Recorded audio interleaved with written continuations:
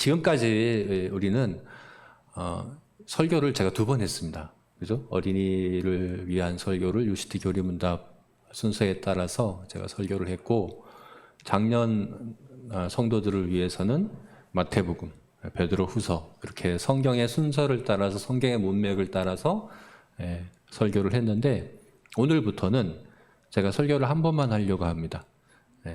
설교를 한 번만 하는데, 그럼 어떻게 할 거냐? 어린이들을 위해서, 우리 어린이들이 매주 UCT 교리문답을 순서대로 암송하고 또 그것을 배우고 하고 있거든요.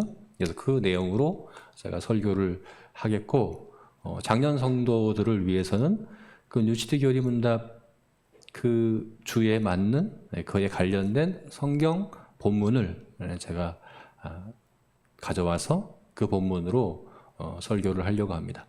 그러니까 어린이들을 위해서는 UCT 교리문답의 내용을 우리가 계속해서 볼 것이고, 또 작년 성도들을 위해서는 성경 본문에서 직접적으로 그리고 더 깊이 우리가 말씀을 나누는 그렇게 이번 주부터는 제가 설교를 하려고 하고요. 원래는 내년부터 그렇게 하려고 했었습니다. 그런데 이제 성탄절이 다가오잖아요. 성탄절에 맞는, 절기에 맞는 설교 본문을 제가 베드로후서가 아니라 다른 본문을 택해서 하려고 하다가 봤더니 UCT 교리문답에 지금 50문, 51문, 52문 이렇게 남았는데, 그 세 개의 문답이 예수님 그리스도의 중보 사역에 대한 그런 문답입니다. 그래서 성탄절과도 아주 연관이 있는 그런 내용이더라고요. 그래서 아예 이번 주부터 설교를 한 번만 하되 UCT 교리문답에 나와 있는 그 내용과 그 본문을 따라서 또 성경 본문에서 직접적으로 우리가 이렇게 말씀을 나눴으면 좋겠다, 이렇게 생각이 돼서 이번 주부터는 한 번만 하겠습니다. 그래서 오늘 함께 나눌 말씀은 고린도전서 15장 20절 말씀입니다. 고린도전서 15장 20절 말씀, 우리 한 절이니까 한 목소리로 한번 크게 읽어보겠습니다. 고린도전서 15장 20절 말씀입니다. 같이 읽겠습니다. 시작. 그러나 이제 그리스도께서 죽은 자 가운데서 다시 살아나사 잠자는 자들의 첫 열매가 되셨도다. 아멘. UCT 교리문답 50문도 한번 볼까요? UCT 교리문답 50문 문만 읽겠습니다. 질문만 한번 같이 한번 읽어보겠습니다. 같이 읽겠습니다. 시작. 그리스도의 부활은 우리에게 무슨 의미가 있습니까? 예수님이 부활하셨죠. 예수님의 부활은 우리에게 무슨 의미가 있을까요? 예수님의 부활은 우리가 굉장히 중요하게 여기고 또 그렇게 지켜오고 있습니다. 기독교의 최대 절기는 성탄절이 아니라 오히려 부활절이라고 할 수 있죠. 부활절 우리가 굉장히 중요하게 생각하고, 그에 대한 찬양도 많고 이야기도 많고 심지어 그에 대한 영화도 있는 것 같아요. 그만큼 우리가 예수님의 부활을 의미 있게 여기고 있는데, 과연 여러분들에게는 그것이 무슨 의미입니까? 예수님의 부활이 무슨 의미로 여러분들에게 다가옵니까? 여러분들의 지금 피부로 와닿는 삶에 예수님의 부활이 어떤 의미를 갖습니까?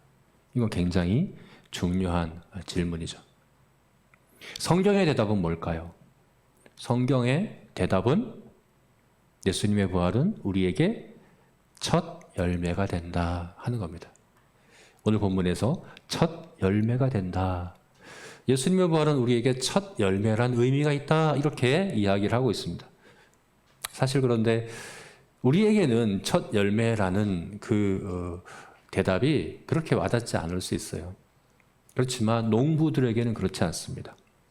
농부들에게 있어서 첫 열매는 너무나도 감격스럽고 너무나도 기쁘고 감사한, 너무나도 반가운 그런 일이죠. 첫 열매를 걷는다는 것은 그렇습니다. 한번 생각해 보십시오. 농부들은 1년에 수입이 추수에서 결정됩니다. 그죠? 1년 내내 일하고 땀 흘려 일하고 그것을 추수로 걷어 드리는 거죠. 그리고 그 추수 때 걷어 드린 것으로 먹습니다. 먹고 살아갑니다. 자신뿐만 아니라 온 가족의 생계가 바로 그 추수에 달려 있습니다. 만약 추수가 없다면, 혹은 추수가 변변치 않다면 어떻게 될까요? 그렇게 되면 어떻게 될까요? 당장 살아갈 길이 막막한 것이죠. 먹을 수 없고 또 필요한 것을 살 수 없고, 그죠? 농부들에게서 추수는 내가 먹고 살아가고 또 우리 가족들이 살아가고 뿐만 아니라 추수에서 얻은 것을 팔아서 내가 필요한 여러 가지 것들을 사고 또 그래도 남는다면 내가 그것을 저축해서 내 재산이 되고, 내 모든 것들이 사실은 이 추수에 달려 있는 것이죠. 그런데 만약 그 추수가 없다면, 그 추수가 정말 시원찮다고 한다면 망하는 겁니다. 망하는 것이고 당장에 살아갈 길이 막막해지는 겁니다. 여러분, 창세기에 흉년이 든 이야기가 있습니다. 애굽에 7년 동안 흉년이 든 이야기가 있죠. 그런데 감사하게도 하나님께서는 요셉을 준비시켜서 요셉이 그 전에 있었던 7년 풍년 동안, 7년 동안의 풍년에 많은 것들을 예비해서 그 흉년을 대비하게 해서 그나마 애굽의 많은 사람들이 죽지 않고 살 수 있었죠. 그런데 그렇게 준비했음에도 불구하고 그 7년 흉년 동안에 애굽 사람들은 집도 팔아야 됐고 가축들도 팔아야 됐고 심지어 자기 몸까지 다 팔아야 됐습니다. 자기 모든 것들을 다 잃어버려 버릴 수밖에 없었습니다.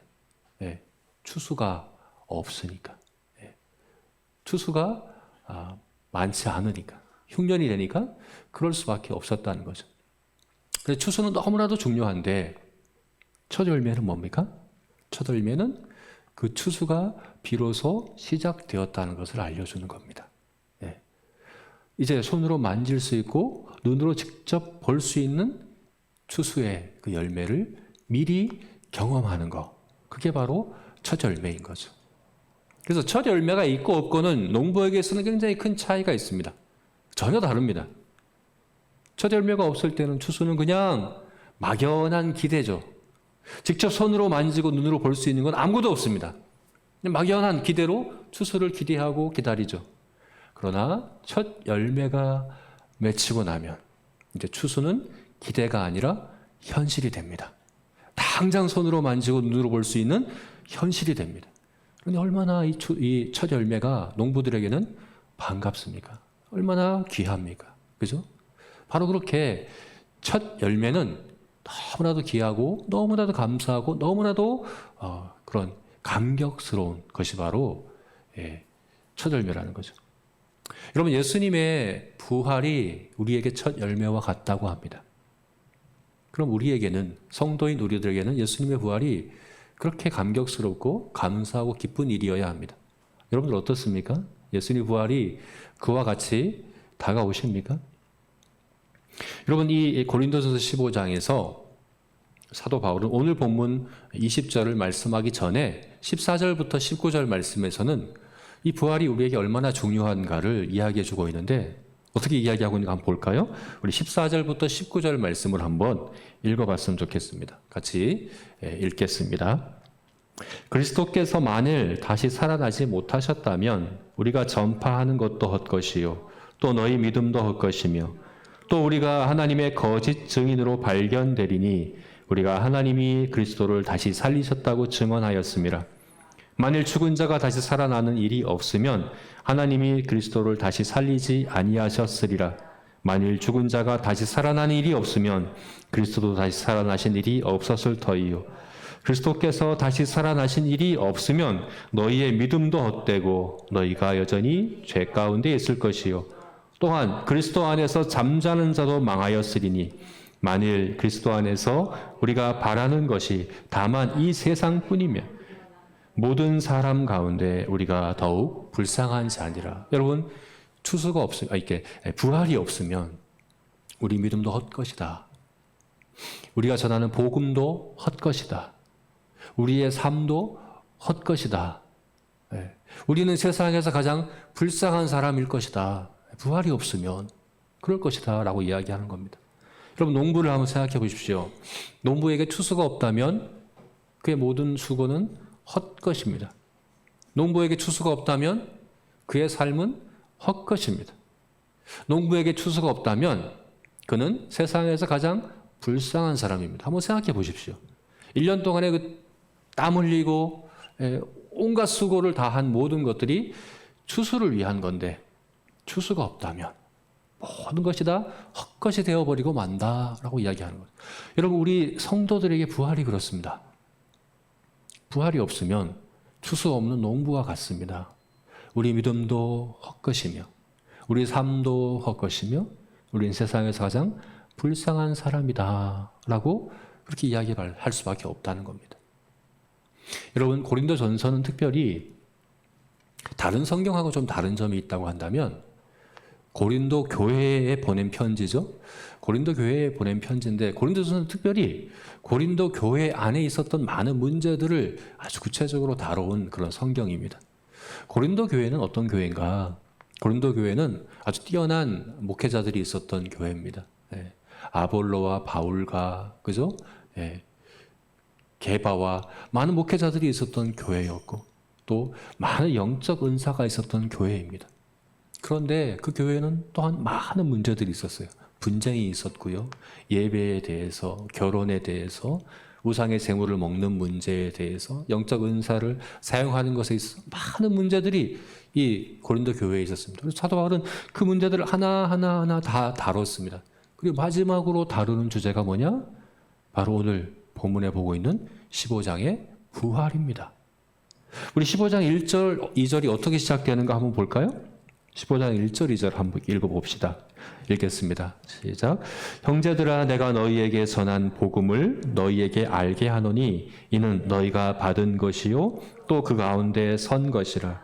너희가 만일 내가 전한 그 말을 굳게 지키고 헛되이 믿지 아니하였으면 그로 말미암아 구원을 받으리라. 이렇게 15장이 시작됩니다. 내가 너희에게 전한 복음을 다시 알게 하겠다. 그리고 그 복음 가운데 특별히 부활에 대해서 이야기를 합니다. 모든 문제들을 이야기하고 마지막에 이야기하는 것이 바로 이 부활입니다. 아마도 사도 바울은 성도들이 가졌던 모든 고린도 교회의 많은 문제들의 근본 원인은 바로 부활에 대한 잘못된 태도, 부활에 대한 그들의 그릇된 믿음 때문이다라고 여긴 것 같습니다. 그렇습니다, 여러분. 부활에 대한 우리의 태도는 우리의 삶을 결정합니다. 부활에 대한 우리의 믿음은 우리의 전 믿음을 결정합니다. 부활에 대해서 우리가 잘못된 믿음을 갖고 있다고 한다면, 잘못된 태도를 갖고 있다고 한다면 우리 믿음은 헛것이 됩니다. 우리 삶도 헛것이 됩니다. 가장 불쌍한 농부와 같이 되고 맙니다. 그럼 부활은 너무나도 중요한 주제입니다.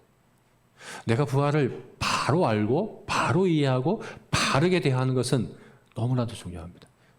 그래서 예수님의 부활을 첫 열매로 우리가 대해야 합니다. 농부가 첫 열매를 대하는 것 같은 그런 기대와 그런 감격함으로 우리 예수님의 부활을 대해야 하는 겁니다. 나에게 그런 기대가, 그런 감사함과 감격이 있어야 됩니다. 예수님의 부활을 생각할 때에 내가 지금 성도로 살아가는 힘을 얻어야 됩니다. 거기에서 우리의 기쁨과 확신과 그런 능력을 얻어야 하는 겁니다. 그렇다면 어떻게 그렇게 할 수 있을까? 예수님의 부활이 실제 내 삶에 그러면 어떤 의미를 갖기에 그것을 첫 열매라고 오늘 성경에서 이야기하고 있는가? 유스티 교리문답에서는 이것을 두 가지로 우리에게 말씀해주고 있습니다. 두 가지 의미가 있다. 우리 50문의 답을 한번 같이 읽어볼까요? 유스티 교리문답 50문의 답입니다. 같이 읽어보겠습니다. 시작. 그리스도는 죄와 사망을 이기셨습니다. 그래서 그분을 믿는 사람은 누구나 이 세상에서 새로운 생명을 얻고 앞으로 올 세상에서 영생을 얻습니다. 이 세상에서 뭘 얻는다고요? 새로운 생명을 얻고 앞으로 올 세상에서는요? 영생을 얻습니다. 이렇게 두 가지로 우리에게 그 의미를 이야기해 주고 있습니다. 다시 말해서 예수님의 부활은 우리의 첫 열매로서 우리에게 두 가지 부활을 가져다 줍니다. 우리의 두 가지 부활에 대한 첫 열매입니다. 어떤 부활입니까? 먼저 이 세상에서는 새로운 생명을 얻는 부활이 있고 그리고 올 세상에서는 영생을 얻는 부활이 있습니다. 이것이 우리의 추수입니다. 우리가 기대하는 추수입니다. 그리고 그 추수에 대한 첫 열매로서 우리 주님이 부활하셨다 하는 겁니다. 이 각각의 의미를 한번 구체적으로 생각해 볼까요? 이 세상에서 새로운 생명을 얻는다. 예수님의 부활은 첫 열매로서 우리가 이 세상에서 얻는 새로운 생명을 미리 경험하게 하는, 손으로 만지고 눈으로 보면서 막연한 기대가 아니라 현실로서 우리의 추수를 보게 하는 그런 첫 열매가 된다. 어떤 부활이요? 이 세상에서 새로운 생명을 얻는 부활입니다. 여러분, 성경은 우리가 예수님을 믿기 전에는 죽었다, 죽은 자들이었다 라고 이야기를 합니다. 오늘 보면 20절 바로 다음 절인 21절에서 이것을 뭐라고 이야기하는가 함께 볼까요? 21절에서 무엇이라고 이야기합니까? 22절에서 무엇이라고 이야기합니까? 같이 읽어보겠습니다. 22절입니다. 시작. 아담 안에서 모든 사람이 죽은 것 같이 그리스도 안에서 모든 사람이 삶을 얻으리라. 아담 안에서 모든 사람이 죽었다. 아담 안에서 모든 사람은 죽은 사람들이다 라고 이야기를 하는 거예요. 아담의 후손인 모든 사람들은 죽은 사람들입니다. 아담의 후손으로 이 땅에 태어난 모든 사람들은 죽은 사람들입니다. 이상하다. 나는 예수님 믿기 전에도 살아있었는데 이렇게 생각할 수 있습니다. 그죠? 나는 교회 다니기 전에도 예수를 믿기 전에도 분명히 나는 움직이고 숨도 쉬고 음식도 먹고 분명 살아있는 사람이었는데, 그리고 지금 세상에 예수를 믿지 않는 사람들도 분명 살아있는 사람들인데 왜 죽었다고 이야기할까? 이렇게 생각할 수 있어요. 그죠? 그런데 왜 성경은 허물과 죄로 죽었던 너희를 살리셨다라고 이야기하면서 예수를 믿기 전에는 다 죽은 사람들이었다. 왜 이렇게 이야기를 할까요? 왜 그럴까요?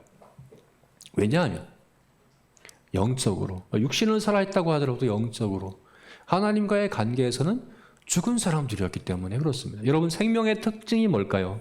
살아있는 것의 특징은 뭡니까? 반응을 한다는 거예요. 살아있는 것은, 모든 생명이 있는 것은 주변 환경에 반응을 합니다. 동물들은 주변 환경에 반응합니다. 개와 고양이를 부르면 옵니다. 먹을 것을 주면 봅니다.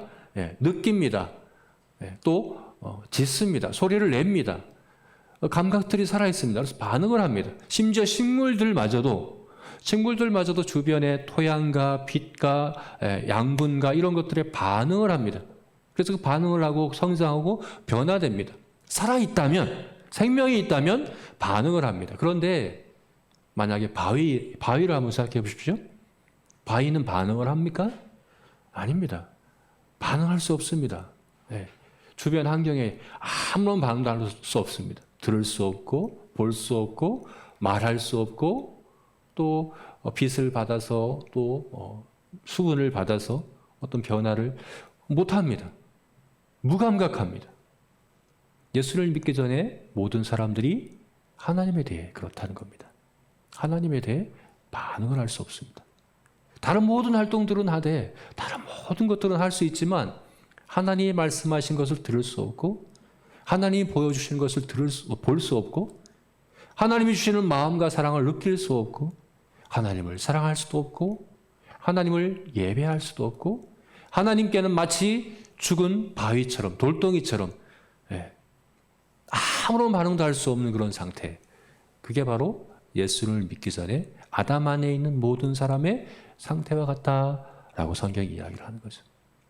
그런데 여러분, 예수님께서 우리를 대신해서, 우리를 대표해서 죽으셨습니다. 하나님께 대하여 죽은 우리들을 위하여 예수님이 십자가에서 죽으셨습니다. 그리고 우리의 첫 열매로서 부활하셨습니다. 그래서 이 세상에서 우리는 새로운 생명을 얻습니다. 새로운 생명. 이전과는 전혀 다른 생명. 이 생명은 어떤 생명입니까? 하나님께 반응할 수 있는 생명입니다. 하나님이 말씀하신 것을 들을 수 있는 생명입니다. 하나님이 보여주신 것을 볼 수 있는 생명입니다. 하나님이 우리에게 주시는 마음과 사랑을 느끼고 그 하나님을 사랑하고 그 하나님을 예배할 수 있는 그런 생명이 우리에게 주어졌습니다. 예수님 안에 있을 때 우리에게 그 생명이 주어졌다 하는 얘기입니다. 그리고 이것이 바로 첫 번째 부활입니다. 이것이 바로 첫 열매이신 예수님의 그 생명이 우리에게도 나타나는 일입니다. 이 세상에서 예수를 믿는 우리들은 그 생명을 가진 자들이다 라고 이야기를 하는 것입니다. 여러분, 이것이 바로 예수님의 부활이 우리 삶에 갖는 의미입니다. 그래서 예수님의 부활은, 첫 열매인 예수님의 부활은 우리는 너무나도 감격스럽고 감사한 일이어야 한다는 것입니다. 여러분, 우리가 그 생명으로 지금 살아가야 합니다. 그 생명으로 살아가고 있습니까? 물론 우리는 세상에 많은 예수님을 모르는, 이 생명이 없는 사람들과 똑같은 활동들을 합니다. 일을 하고 먹고 마시고, 그저 우리 몸으로 많은 일들을 합니다. 그러나 우리에게는 또 다른 생명이 있습니다. 우리의 살아가는 목적은 단순히 먹고 마시는 데 있지 않습니다. 이 땅에서 그냥 편안히 살아가고 안락하게 살아가는 것에 있지 않습니다. 많은 재산을 모으는 그것이 우리의 인생의 목적이 아닙니다. 우리에게는 우리를 지으시고 우리를 부르시고 또 우리에게 영원한 생명을 주신 참된 우리의 인생의 주인이시며 우리 예배의 대상이신 하나님을 아는 생명이 있습니다. 우리는 그 하나님을 예배하고 사랑하기 위하여 먹고 마시고 일하고 자고 일어납니다. 그 하나님을 사랑하며 그 하나님의 음성을 듣고 하나님을 따라가는 그것이 우리 인생의 목적이고 의미라는 것을 우리는 압니다. 우리는 우리 자신을 바라볼 때 이 생명으로 바라봅니다. 하나님 안에서 내가 누구인지, 하나님이 나를 어떻게 부르셨고 어떻게 사랑하시고 나를 통해 어떻게 일하시는지 그것을 통해서 나를 이해합니다. 다른 사람들을 바라보고 이해할 때도 우리는 이 생명으로 바라보고 이해합니다. 하나님이 주시는 그 마음으로, 하나님이 주시는 그 말씀을 따라 하나님이 주신 그 생명으로 받아들이고 이해하고 또 그렇게 살아가는 것이 바로 우리들입니다. 그렇게 할 때 우리가 변화됩니다. 우리는 점점 하나님을 닮은 자가 됩니다. 우리가 지난번에 봤던 베드로후서 1장 말씀에서 우리는 신성한 성품에 참여하는 자가 된다라고 이야기를 합니다. 신성한 성품에 참여하는 자가 된다. 신성한 성품은 뭡니까? 신적 성품. 하나님의 그 성품을 참여하는 자가 된다. 하나님을 닮아가는 자가 된다. 하나님의 형상을 회복해 간다 하는 그런 이야기거든요. 여러분, 생명이 있으면 보게 되고 보게 되면 변화됩니다. 우리가 하나님을 계속해서 우리에게 주신 이 생명을 통해서 하나님의 음성을 듣고 하나님을 바라보고 하나님을 사랑하고 하나님을 예배하는 우리에게 주신 이 생명을 따라 살아갈 때 서서히 조금씩 변화되어져서 하나님을 닮은 그리스도를 본받는 그런 성도로서 우리가 자라가는 것이 바로 우리들이다. 이렇게 이야기를 하는 것입니다. 여러분, 그러므로 우리에게 예수님이 첫 열매가 되신다. 예수님이 우리의 첫 열매로 부활하셨다 하는 사실은 너무나도 중요한 일입니다. 너무나도 감격스러운 일입니다. 너무나도 기쁜 것입니다. 마치 첫 열매를 거둔 농부와 같이 우리가 그렇게 우리 추수가 끝날 그 순간까지 기쁨과 감사함으로 그렇게 살아가는 첫 열매를 가진 농부의 마음으로 살아가는 그런 우리 모두가 되었으면 좋겠습니다. 아멘. 두 번째로 예수님이 우리의 첫 열매로서 부활하신 이것은 장차 올 세상에서 우리가 받을 영생을 우리에게 가르쳐 줍니다. 이 세상에서 우리가 새로운 생명으로 살아갑니다. 그런데 또 다른 부활이 있습니다. 또 다른 부활. 그것은 무엇입니까? 우리 몸이, 우리 죽고 썩을 이 몸이 새로운 몸, 썩지 아니하고 죽지 아니하는 영원한 생명의 그 몸을 입을 것입니다. 우리 몸이 부활할 것입니다. 그 부활에 대해서 알려주는 첫 열매가 바로 예수님의 부활입니다. 여러분, 오늘 15장 말씀에 52절 말씀 함께 읽어볼까요?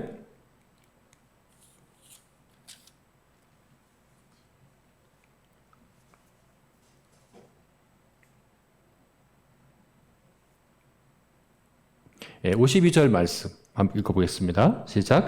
나팔 소리가 나매 죽은 자들이 썩지 아니할 것을 입겠고 이 죽을 것이 죽지 아니함을 입으리로다. 나팔 소리가 나매, 이 나팔 소리는 무슨 소리입니까? 바로 예수님의 재림을 이야기하는 거죠. 예수님이 재림하실 때 나팔 소리와 함께 이렇게 재림하신다라고 말씀하셨죠. 나팔 소리가 난다는 건 예수님이 재림하실 때라는 겁니다. 그 예수님이 재림하실 때 어떻게 된다고요? 죽은 자들이 썩지 아니할 것을 입겠고 이 죽을 것이 죽지 아니함을 입으리로다. 우리 이 죽을 몸이, 이 썩을 이 몸이 죽지 않고 썩지 아니할 몸을 입을 것이다 라고 그렇게 이야기를 하고 있습니다. 우리 22절과 23절 말씀도 같이 한번 읽어볼까요? 22절과 23절 읽어보겠습니다. 시작. 아담 안에서 모든 사람이 죽은 것 같이 그리스도 안에서 모든 사람이 삶을 얻으리라. 그러나 각각 차례대로 되리니 먼저 첫 열매인 그리스도요, 다음에는 그가 강림하실 때에 그리스도에게 속한 자요, 그 후에는 마지막이니 그가 모든 통치와 모든 권세와 능력을 멸하시고 나라를 아버지 하나님께 바칠 때라. 여러분, 차례대로 된다, 차례대로 된다 이해하는데, 먼저는 첫 열매이신 그리스도의 부활, 그 다음에는요, 우리들이 그가 강림하실 때에, 그가 강림하실 때 우리가 영생을 입는다, 변화된다, 새로운 몸으로 부활한다 라고 이야기하죠. 그리고 그 다음에 이것이 끝이 아니죠. 그 다음에는 모든 만물들도 변해서 새하늘과 새 땅이 될 것이다 라고 이야기를 하는 겁니다, 여러분. 여러분, 지금 우리가 입고 있는 이 몸은 연약합니다. 그죠? 쉽게 지치고, 쉽게 병들고, 또, 상하기도 하고, 넘어지기도 하고, 뿐만 아니라 시간이 지날수록 점점점 약해집니다. 점점점 늙습니다. 아무리 건강한 사람이라고 하더라도 100년을 넘지 못합니다. 우리 이 몸은 영원한 몸이 아닙니다. 썩을 몸입니다. 그죠? 우리 이 몸 가운데 지금 우리가 살아가고 있습니다. 그런데 여러분, 우리에게는 그게 전부가 아닙니다. 그게 전부가 아닙니다. 우리에게는 첫 열매가 있습니다. 우리는 첫 열매를 거둔 농부와 같습니다. 그 첫 열매가 뭡니까? 썩지 아니할 몸, 신령한 몸으로 부활하신 예수님입니다. 우리는 예수님과 같은 그와 같은 몸을 입을 겁니다. 지치지 않고, 병들지 않고, 또 쓰러지지 않고, 늙지도 않고, 영원한 생명의 그 몸을, 예수님과 똑같은 그 몸을 우리도 입을 것이다 하는 사실입니다, 여러분. 이것을 우리가 기억하고 바라보는 것은 너무나도 중요합니다. 예수님의 그 몸과 같이 우리도 신령한 몸을 입을 것이다. 이것을 기억하는 것 너무나도 중요합니다. 제가 전에도 이야기했던 것 같은데요. 저희 부모님이 시골에서 집을 지었습니다. 예전에. 지금은 그 집에 살고 있지 않은데 집을 지은 적이 있는데 근데 그 땅을 사서 집을 짓는데 너무나도 이 급하게 결정하고 그렇게 오랜 기간 계획하고 잘 준비해서 한 게 아니라 급하게 그렇게 결정하고 집을 짓다 보니까 아직 집을 짓기 위해서 땅도 잘 고르지도 않은 그 상태에서 살고 있던 집을 팔아버리셨어요. 그럼 어떻게 될까요? 살 집이 없는 거예요. 집을 짓자면 몇 개월이 걸리는데 그동안에 살 곳이 없었습니다. 그럼 어떻게 했을까요? 집을 짓고 있는 그 공사장 한켠에 컨테이너를 가져다 놓고 거기에서 몇 년을 생활한 적이 있습니다.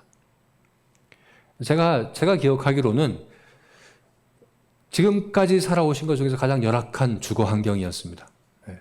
뭐 하나 제대로 된 게 없습니다. 화장실도, 주방도, 제대로 된 게 하나도 없어요. 또 공사장에서 계속 먼지가 일어나서 수시로 닦아내도 먼지가 계속 쌓이는 그런 가운데 몇 개월을 생활했어요. 특별히 또 이제 공사비를 조금이라도 아끼겠다고 그 공사하시는 분들의 식사를 직접 해서 이렇게 했었어요. 그 공사장에서. 얼마나 힘드셨겠어요.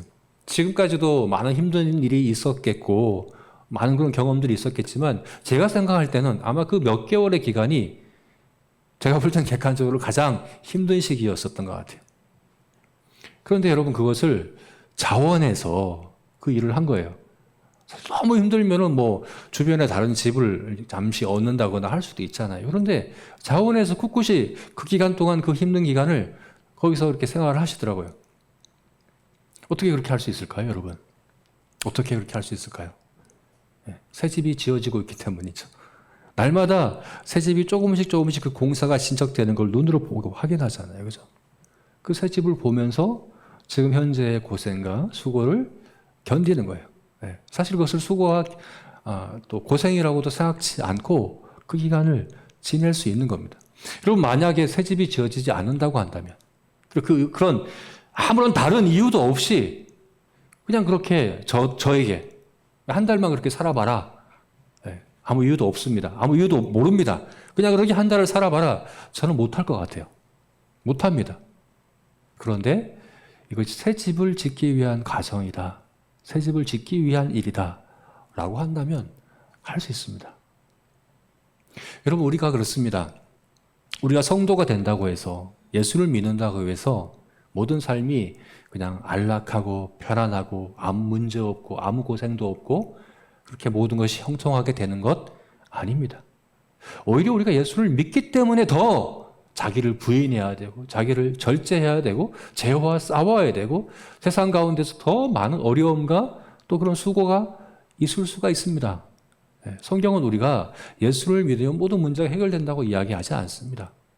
우리가 수고해야 되는 일들이 있습니다. 그런데 우리에게는 그 모든 수고가 아무 의미 없고 아무런 목적이 없는 것이 아니라고 이야기를 합니다. 우리는 새로운 몸을 입을 것입니다. 새로운 몸을 입고 새 하늘과 새 땅에서 영원토록 살아갈 그 부활을 우리가 기다리고 있습니다. 우리에게는 첫 열매가 있습니다. 예수님의 그 신령한 몸을 첫 열매로 우리가 이미 가졌습니다. 그러므로 여러분, 이것을 자주 바라보고 자주 기억해야 합니다.